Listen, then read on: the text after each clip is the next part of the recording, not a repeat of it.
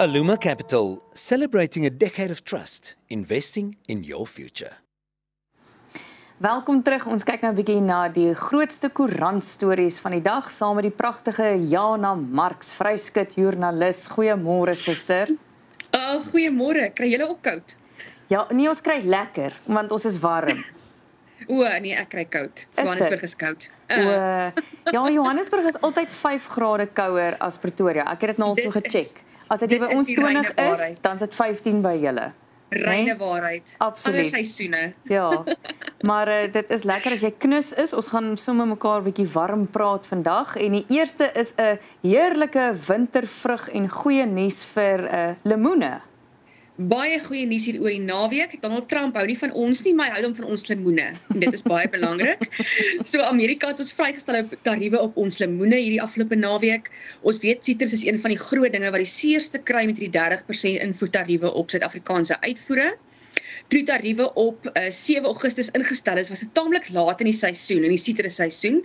So ons kon nog weggekom het met al ons uitvoere met vinnig te stoot voor die tyd. Maar natuurlik is die planters baie bekommerd oor die volgende seisoen en wat nou nog voor lê. So hierdie bring baie groot verligting.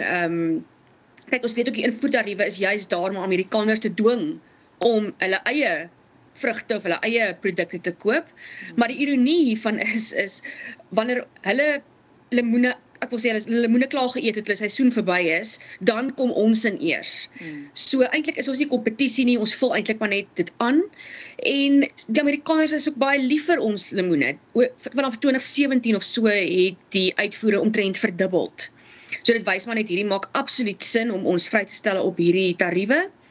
Gerrit van der Merwe, hy is die voorsitter van die Sitruskwekersvereniging van Suider-Afrika en hy is self ook sitrusboer daar op Citrusdal en hy sê ook, dit is 'n groot verligting op daai gemeenskappe. Die groot kommer was dat daai gemeenskappe baie mense sonder werk sou sit. So dit is natuurlik 'n baie groot verligting vir daai mense. Hierdie sluit nog nie ons mandaryne in nie. So ons hoop nog dit sal ook dan nou, iewers sal die sanity prevail wat dit ook betref. Maar die lemoene is natuurlik 'n baie groot boost. Ons is baie dankbaar daaroor, die boere ook. Ons hoop dat Trump intussen sal luister na Bok van Blerk se wys maar jou lemoene en jou boerpampoene en jou mandaryne en dat hy sommer vir ons van al die vrugte en die sitrusse en al die ander goed wat ook nog nie verlig is van daai 30% nie. Dat dit ook vir ons kan verligting bring vir daai gemeenskappe wat almal daaronder lê, maar dis sover baie goeie nuus van die lemoene. Baie goeie nuus.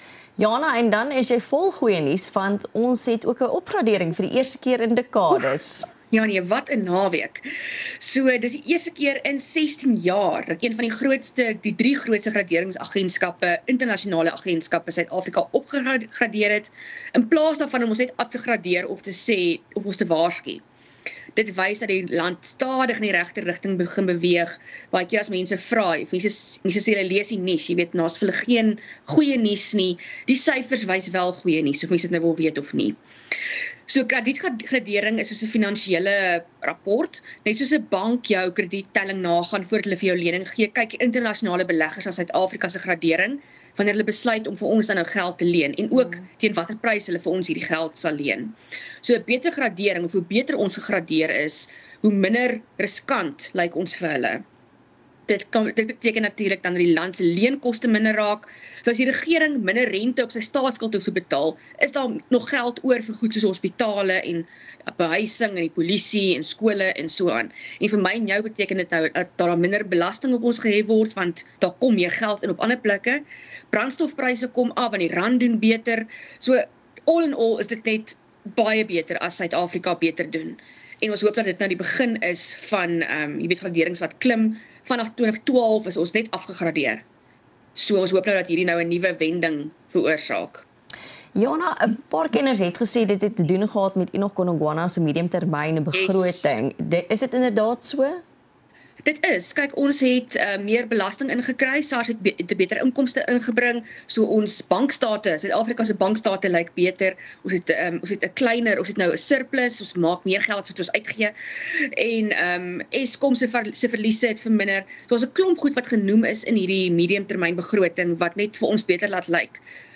S&P, dis die graderingsagentskap, noem dat die regering van nasionale eenheid ook stabiel is. So daar's baie goedjies waarna gekyk word wanneer daar besluit word of 'n land nou weet of as hulle praat van 'n hersiening van die gradering, wanneer dit nou gebeur.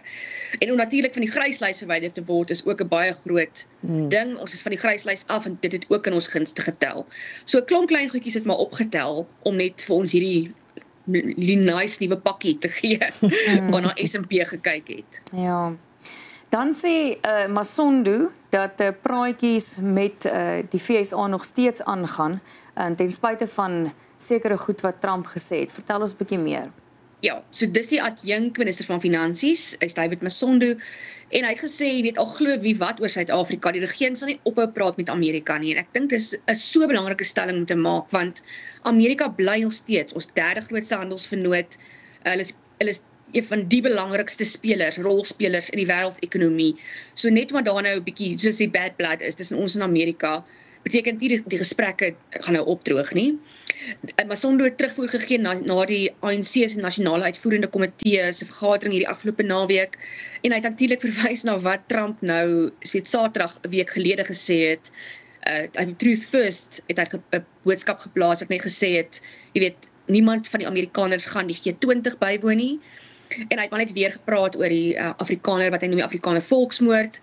En hy het ook gesê dat hulle uitsien om die G20 in Amerika aan te bied. En ek is nog nie heeltemal seker hoe daai gaan werk nie, want Suid-Afrika is nou veronderstel om die stokkie te oorhandig aan die einde van ons eie G20 beraad die naweek. Maar nietemin, net om te hoor, jy weet, Suid-Afrika het nie nou, jy weet, is 'n dikpak oor alles en nou praat ons nie verder met Amerika nie, dat ons sal aanhou dat die verhoudings steeds vir ons belangrik is, want dit is ontsettend belangrik. Communication is key. Absoluut. Jana, dan ook iets wat baie belangrik is natuurlik die honderde lede wat strafregtelik vervolg is as hulle iets verkeerd doen. Ja, kyk, ek weet nie of mens moet sê dis goeie nuus met hulle vervolg is of slegte nuus omdat daar so baie is nie. Maar daar is altesaam 313 polisiebeamptes in die laaste 3 boekjare weens korrupsie aangekla. Dis strafregtelik aangekla, met ander woorde in die hof. Dit verreweg was die meeste voorvalle in Gauteng. En dis wat Prof. Faris Kuchalia, hy is die waarnemende minister van polisie, in die parlement op vrae gesê het. Vrae van Ian Cameron, hy is die DA-LP. So Kuchalia het gesê, uit 313 polisiebeamptes is 32 van die polisie se nasionale hoofkantoor, 62 in Gauteng, 45 in Limpopo, 41 in die Wes-Kaap, 39 in die Vrystaat, 22 in KwaZulu-Natal, 21 in Mpumalanga, 20 in Noordwes, 16 in die Noord-Kaap, en dan hy sê eintlik onder 0 tot 15 in die Noord-Kaap. So ek dink, jy weet, ek dink nie is noodwendig om daar so min is nie, ek dink net ons weet nog nie van hulle nie. Maar dit het eksponensieel gegroei oor die boekjare 2022 tot 2023 is 89 polisiebeamptes landwyd aangekla, in die volgende boekjaar 86 en in die opeenvolgende boekjaar 138. Net in die laaste boekjaar was daar klaar 35 polisiebeamptes in Gauteng. So eerwaarde Kenneth Meshu, hy is van die ICDP, hy wou ook weet hoeveel polisie-generaals, met ander woorde daai baie hoë vlak, hoeveel van hulle tans met betaling geskort is. Blykbaar is daar 3, maar hy sê dis weens wangedrag, jy weet, interne wangedrag, dis nie noodwendig korrupsie nie. So dis nou prosesse waarvan ons nie noodwendig weet baie, waar ons nie kennis van het nie, want dit word intern, ek wil sê baie privaat hanteer gewoonlik, want ek is navraag doen van die media se kant af, dan sê hulle net jammer, is intern, hulle gee nie inligting daaroor nie. So ja, dit is nog steeds skokkend dat daar soveel is. Ek dink, jy weet, al hierdie goed word nou in die groot klok gehang met die verskillende kommissies wat aangaan. So ja, dit is skokkend en ons hoop dit word uitgesorteer. Ja, ek dink die skoonmaakproses is belangrik. Mens wil glad nie hoor dat daar soveel mense aangekla word nie, maar as mense skuldig is, verkies ons eerder dat hulle aangekla word en verwyder word sodat ons weet, okay, ons kan weer trots sê. En ons verkies ook dat hulle verkieslik nie met volle betaling geskort word nie, want ek voel dit is 'n vermorsing van geld. Maar nou ja, ons weet nie of ek dink ek blaf teen donder weer as ek dit sê. Absoluut. Ongelukkig maar daai ding van jy is onskuldig tot jy skuldig bevind word. So dis 'n moeilike ding om te motiveer. Ja. Dan die NGV is 'n aanval op die middelklas volgens die DA. Ja, die DA het Sondag opnuut sy kommer oor die nasionale gesondheidsversekering of dan nou die NGV te kenne gegee. En daar was spesifiek kritiek op die finansiële volhoubaarheid daarvan. Ons weet dit kom nou al maande en die potensiële impak op die middelklas. Volgens Michelle Clark, sy is die DA se woordvoerder oor gesondheid, het Aaron Motsoaledi, hy is die minister van gesondheid, nog steeds geen duidelikheid verskaf oor hoe die NGV gefinansier gaan word nie. So ja, as al hierdie planne in plek en ons wil dit doen, ons wil dit doen, ons wil dit doen, maar hoe word hierdie goed gefinansier? En Clark sê dan die gebrek aan deursigtigheid laat ons met meer vrae as antwoorde. Sy sê dan ook dat die NGV in sy huidige vorm primêr ideologies is en nie gemik is op die praktiese verbetering van die gesondheidsstelsel nie en dat ons eintlik nie kan bekostig, dis wat sy sê, om 'n proefloopie te hê nie. Jy kan nie 'n eksperiment doen nie, dis te duur. So jy moet weet dit gaan werk of jy moet dit los of jy moet dit hersien of dit dan los. So die DA vra ook dat dit hersien word, dan noem Clark ook dat die finansiële of die minister van Finansies Enoch Godongwana, hy het hierdie afgelope week ook gesê, jy weet gepraat oor 'n aanval op die middelklas en hy spesifiek gepraat oor die skrapping van mediese belastingkrediete. As dit geskrap word, gaan dit 'n aanval wees op die middelklas. So Clark doen nou dringende beroep op Motsoaledi om hierdie plan, om dit trots te sluk en hierdie plan te hersien. Ons weet ook Motsoaledi het 'n baie sterk agenda, hy sien dit ook as deel van sy nalatenskap. So daar's vir hom ander motiverings ook om hierdie ding te laat werk. Jana, dit is interessant wat jy noem nou as jou minister van Finansies sekerlik dan nou ook sê, weet, finansiëel is ek nie seker hoe hierdie gaan beheer nie. En meer as een persoon al uitgekom het om gaan sê, ons weet nie ons hierdie langtermyn gaan kan ondersteun nie.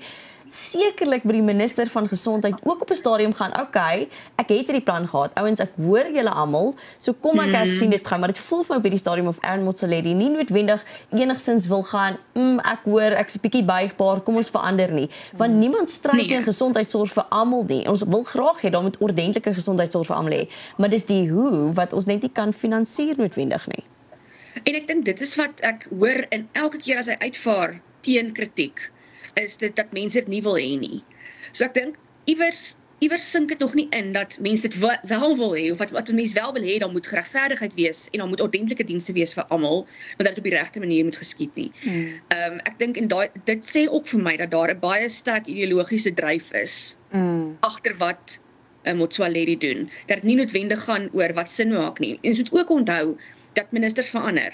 Jy weet, so vir hom is in sy kop is dit om die ding deur te druk nou. Hy gaan nie noodwendig die een wat moet implementeer nie. So ek dink hy is minder bekommerd oor die implementasie en dis 'n baie groot probleem want dit is nie in die beste belang van die land nie. Ja. Jana, dan ook hartseer nuus, 2 deelnemers van die Ironman sterf. Ja, die Ironman Driekamp in Mossel Bay het ook gister groot nuus haar verskeurende wending geneem toe 2 deelnemers tydens die swemgedeelte dood is. Soos volgens Sergeant Chris Spies, hy is die polisiewoordvoerder, is die 2 mans onderskeidelik 29 en 58 jaar oud en hulle is omstreeks 20 voor 8 Sondagoggend uit die water gehaal. Dan sê hy albei onmiddellik in die hospitaal gehaas waar die een van die mans by die aankoms dood verklaar is en die ander een later in die hospitaal oorlede is. En op Facebook sê Ironman ook dat veiligheidspersoneel op 2 afsonderlike die voorvalle gereageer het omtrent 15 minute uit mekaar uit. So een man is op ongeveer 400 meter uit die water gehaal, die ander man op so wat 1000 meter en natuurlik is die Ironman gemeenskap ook baie hartseer oor hierdie voorval. Dit is voorstel om 'n lekker spanbou uithou ervaring te wees, nie een waarin jy noodwendig doodgaan nie.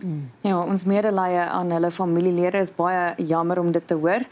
Kom ons kom net vinnig uit by ons laaste storie en dit is die minister van elektrisiteit wat die Kuiberg uitbreiding verwelkom as die sleutel tot skoon, volhoubare energie in die toekoms. So die Kuiberg kragsentrale is nou al lankal word die Suid-Afrika se betroubaarste kragsentrale genoem en omdat hy so bestendig is. So die minister van elektrisiteit Kogentso Ramokgopa het Sondag gesê Eskom maak vordering om hierdie stabiele elektrisiteitsvoorsiening te verseker. En dis nadat die lisensie vir hierdie kragsentrale met nog 20 jaar verleng is. So Kuiberg mag nou krag lewer tot 2045 en dit gaan ook oor Suid-Afrika se pogings om groen te word. Kernkrag is baie skoner as ons Eskom kragstasies wat steenkool moet brand. Ramagopa het Sondag ook genoem dat die gebrek aan vaardighede dalk 'n probleem kan wees om hierdie kragsentrale optimaal te gebruik, maar hy het genoem dat die regering baie keen is om saam met die privaat sektor te werk om seker te maak daar's genoeg vaardighede, daar's genoeg kennis om hierdie optimaal te kan gebruik en optimaal te kan krag voorsien aan ons. Hy het ook erken dat die regering 16 jaar verloor het, omdat hulle eintlik maar, hulle tyd spandeer en geld spandeer aan kragstasies, ou kragstasies wat eintlik hulle noem dit mothballs, wat nie op die oomblik in werking is nie, wat dormant lê en wag. So baie geld daar ingestoot en nie geld ingestoot in die kragstasies soos Kuiberg wat op hierdie stadium kan krag lewer nie. So hulle sê ook, ons het voorheen foute gemaak en dit is nogal lekker om dit te sien waar 'n minister kan erken. Ons het voorheen foute gemaak en ons wil dit nou regstel en hulle kan dit regstel met Kuiberg. Ja, dit is interessant dat kernkrag so skoon is. Ek het altyd gedink as kind kernkrag is gevaarlik, bly weg, maar ek weet dit duidelik bitter min daarvan, maar dis goed om te hoor daar kom ten minste moontlik beter of meer volhoubare energievoorsiening na die land toe. En ons hoop jy het ook energie vir die week wat voorlê, Jana. Baie dankie vir jou tyd. Selfde vir julle. Bly ingeskakel, ons gesels mos net hierna 'n bietjie oor die MOS-inisiatief. Aluma Capital, celebrating a decade of trust, investing in your future.